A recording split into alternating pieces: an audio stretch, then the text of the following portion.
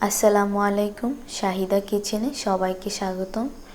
ঝটফট বিকালের একটা snack share করছি, যেটা বানানোর পর অনেক সময় ধরে ক্রিস্পি থাকবে।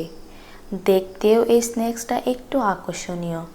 যারা ভিন্ন টাইপের স্ন্যাক্স রেসিপি তৈরি করতে পছন্দ করেন, আজকের রেসিপিটি অবশ্যই ভালো লাগবে।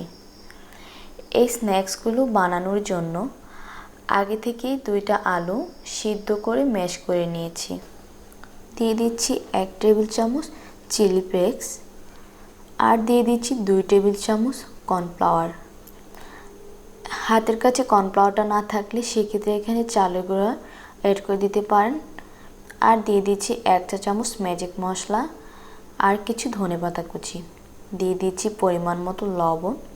এখন সবগুলো উপকরণ ভালোভাবে হাত দিয়ে মিক্স করে নিচ্ছি। একটা বাটিতে নিয়ে নিচ্ছি 1/3 কাপ ময়দা আর 1/4 কাপ কর্নফ্লাওয়ার আর দিয়ে দিচ্ছি পরিমাণ মতো লবণ।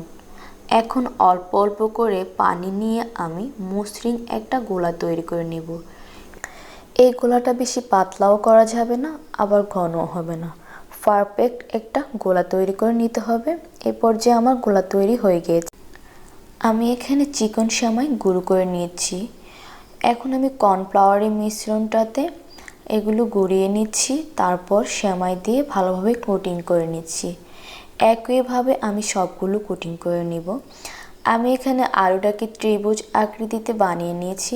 আমার এই অংশটা স্কিপ হয়ে গিয়েছে, সেজন্য শেয়ার করতে পারিনি। আপনারা চাইলে যে কোনো আকৃতিতে বানাতে পারেন। একইভাবে সবগুলোকে বানিয়ে কোটিং করে নিয়েছি। এখন ভাজার পালা। মাঝারি আছে তেল গরম করে নিয়েছি। এখন এগুলোকে ভেজে নিচ্ছি। চাইলে এভাবে সংরক্ষণ করতে পারেন, ডিপ ফ্রিজে রেখে দিলেই হবে। আর যখন দরকার তখন ভেজে খেয়ে নিলেই হবে। কেউ যদি চান এই আলুর সাথে ডিম গ্রেট করে মেশাতে পারেন অথবা ক্রিম অ্যাড করতে পারেন। আমি খুবই সিম্পলভাবে শেয়ার করেছি।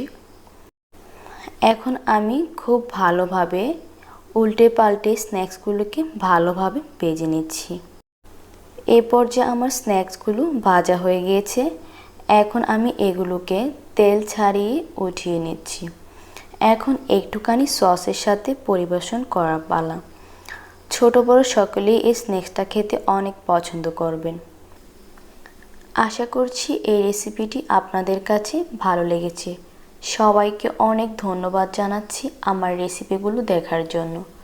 রেসিপি ভালো লাগলে লাইক, কমেন্ট, শেয়ার করতে ভুলবেন না।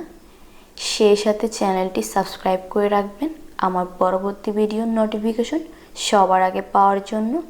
সবাই অনেক ভালো থাকবেন। আজকে এখানেই বিদায় নিচ্ছি। আল্লাহ হাফেজ।